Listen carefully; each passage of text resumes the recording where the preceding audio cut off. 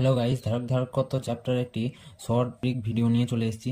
তো এখানে দেখো যে ট্রিকটি হলো, একই রকম এন সংখ্যক আহিত কণা তড়িদাহিত কণা যদি বা ড্রপ মিলে যদি একটি বড় ড্রপে পরিণত হয়, তা সেক্ষেত্রে তার এই টার্মগুলো কি কি হবে। যেমন সাধারণের তলমাত্রিক ঘনত্ব, সারফেস ডেন্সিটি অফ চার্জ, এটা হবে n1/3 ইন্টু সিগমা এস ছোটটার। কিউ কিউ হবে এন ইন্টু কিউ1, অর্থাৎ না কিউ এস বড়টার হবে। এবার ক্যাপাসিটেন্স অর্থাৎ ধারকত্ব হবে বড়টা, সব বড়টার ধারকত্ব হবে 1/3 সিএস। আর বিভব বিভব পার্থক্য, পোটেনশিয়াল ডিফারেন্স ভি হবে এন 2/3 ভি এস, এটা হবে। আর এখানে এখানে ইউ হবে 5/3 ইউএস। ছোট ড্রপের ক্ষেত্রে এগুলো, বড় ড্রপের ক্ষেত্রে এগুলো।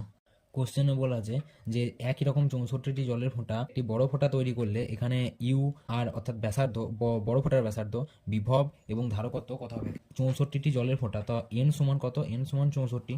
তাহলে ইউবি সমান কত, 10⁵/3 ইন্টু ভি ইউএস। তো এন সমান হচ্ছে 64, তো 64 10⁵3 ইউএস, এটা হবে ইউবি। বেশ, এবার ব্যাসার্ধ চাইছি। ব্যাসার্ধ বার করতে গেলে একটি কনসেপ্ট দেখো, 64 জলের ফোঁটার আয়তন সমান বড় ফোঁটার আয়তন। তো 64 জলের ফোঁটার আয়তন 64 ইন্টু 4/3 পাই আর কিউব। আর হচ্ছে ছোট ছোট ফোঁটার ব্যাসার্ধ, আর ছোট ফোঁটার ব্যাসার্ধ আর বড় ফোঁটার ব্যাসার্ধ, এটা।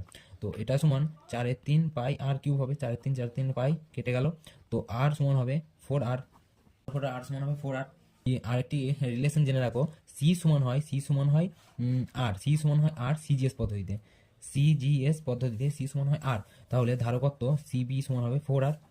আর এন এন দিয়ে যদি করতে চাও তাও হবে সিবি সমান হবে এন 64 1/3 4, এটা হবে 4। আর এটা হবে আর সিজিএস পদ্ধতিতে বললাম না, সিজিএস পদ্ধতি এটা সমান এটা, তাহলে সিএস সমান আর হবে। তো এটা আর এটা সেম সমান। আবার ভিবি বার করতে গেলে কি হতে হবে, এন 64 টু দি পাওয়ার 2/3 ভিএস, বেরিয়ে গেল।